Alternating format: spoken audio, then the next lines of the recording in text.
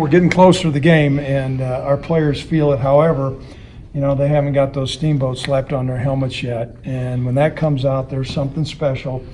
I think we're still a little bit beat up, but they'll all go see the Wizard next week and feel great. We got a great deal of respect for Missouri. I know they're an excellent football team. They're well coached, and I'm sure hoping that our fans show up Saturday night, because there's no doubt it's going to be a great collegiate atmosphere. I don't have a crystal ball, but I dang sure can guarantee you this: we're going to play well. And guys are working hard, coaches are working hard. I think we're pretty doggone healthy right now for what we're doing. We were going live on field goals today, and Cooper split the uprights at a 52-yard field goal with a bunch of NFL scouts around, so I think he made some hay today. And outside of that, any questions?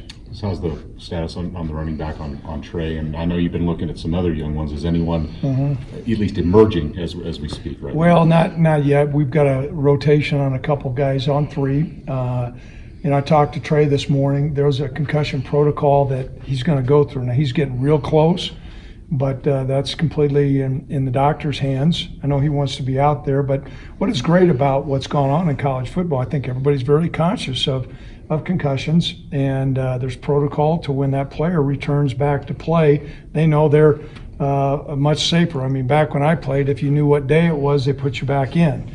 Maybe that's some of the problems I have right now. So questions anybody has? What are you laughing so much? Do you have any other injuries pop up? Nothing today. No, everybody finished. I just talked to David, and we finished, and we had a full padded practice where we got after each other pretty good. So that's encouraging. There's only going to be so many more times. That's what I told our guys. Come Saturday night, they're going to feel great coming out these doors. But you got to prepare, you got to grind, and so we're doing that. Is there anything big you need to cover in the next couple of days, Coach? Oh, you know what? I think some of the things, pass protection, we need to hone down and make sure we're set there. I think we're making progress, but that's always going to be important. Some of the things in the secondary, just to make sure Missouri has some really talented receivers, and obviously you guys know about the quarterback. I mean, he's a big-time player, and anytime you got a trigger guy that's played in big games, that's excelled, that's going to challenge our secondary. So we're going to work some more, on putting those guys in tough positions.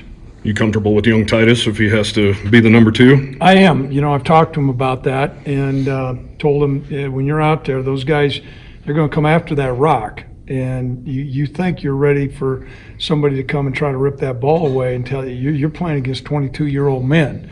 And but Titus, I think, has got a great deal of strength and maturity, and so he can make plays, and we feel good about where he's at. Well, and like you said with the pass protection, that's probably key for a young guy like that. Yeah, it really is, and so I think that's great. I have a question. Why the hell you got a Phillies hat on? That's an important deal, and I told our guys that nice guys are a dime a dozen, but a leader's priceless. And the teams that we have had that have been good here, most of the time have not been separated by physical talent. It's been the leadership within our football team, or team unity, or injuries.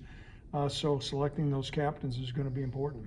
Trey, you got a guy like Logan Harris who's taken over full-time now for a veteran guy that you had in Caden. Just, was there much of a competition for that spot, or is that guy you were always just going to plug and go with? I can tell you this, Logan, you're talking about Logan, Mm-hmm. Logan's probably improved more than anybody else, and it's not so much his physical strength, it's his balance and footwork. I don't know if he took ballroom dancing to be on Dancing with the Stars, but he's moving around really well.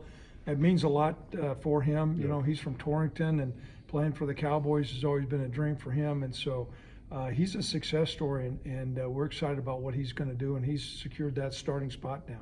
Coach, speaking of that offensive line, what have you seen with Coach Miller and what he's done, to try and bring back that physicality? Well, a lot of times it's not so much the best five, it's the best five who can play together and creating a chemistry. I think our players all recognize that we underachieved last year, and a certain amount of that goes on the players. And Coach Miller's done a great job, but I think our players recognize they need to play better. We need to be stronger at the point of attack. If we're going to play cowboy tough football, you got to be able to knock people off the football. And a lot of coaches out there will say they want to be tough, they want to run the football, and then when it comes to it, it's grass basketball. And last year, you can tell Larry Shyatt I said that too. But last year, we were not very physical up front, and we got behind the 8 balls, and you get behind the sticks. Now, as a defensive coach, that opens up all the things you can do, and so we've got to keep Missouri off balance. We've got to be able to run the football. We've got to be able to throw the football, but we have to be able to run the ball. Coach, I know like Brandon Kater's back. It was something, did he leave and just came back, or did he just join camp late? Or He joined, well, you know what? I appreciate him. He's on a ranch. He needed to make some money for tuition, and he made his money for his tuition, so he's back here. And if that's not Wyoming football, there's nothing better. Okay. Bart said yesterday that he still hasn't decided between Pat and Eric at Right. left guard spot. That's still a competition at this point. It is, and but both those guys are going to play in the game, and so. But there is something if you say, okay, you're a starter, Yeah. and that notes okay who's been performing. Each guy's challenging one another. They both do things that I think are their strengths, and they both have some of their liabilities. And so what we've got to do is measure on those strengths, try to limit their liabilities, and we'll make a final determination probably come Monday. When you have the uncertainty at the running back situation, is that where that 4-game rule kind of works to your favor? Well, I think it works for a lot of people's favor. You're much more confident as a coach. You're saying, okay, is that guy who's a third-string guy that's been, or normally fourth or fifth, that's been on the scout team, if you need a guy to go in the game and take a couple reps, you have not burned his whole year. And that was the logic of it. We were looking, saying that redshirt rule has been back in place when you had 145 scholarships and you had freshman football a long time ago. And so I think the NCAA, and I sit on a lot of those councils, we wised up and said we're going to do something smart. If you can get, I don't know how many FBS head coaches there are, a bunch. If you can get a bunch of them to agree on anything, that's pretty doggone hard, and we've all agreed. And I think it's in betterment of the student athlete. And so we're all on the same playing field, and so that gives us a lot more latitude to insert a guy, whether, you have to have a guy that, okay, is late and running down on the kickoff. You have a running back out there, and you have a guy that's been playing 35 snaps, and he's tired, and that's when guys get injured. We'll play this freshman kid.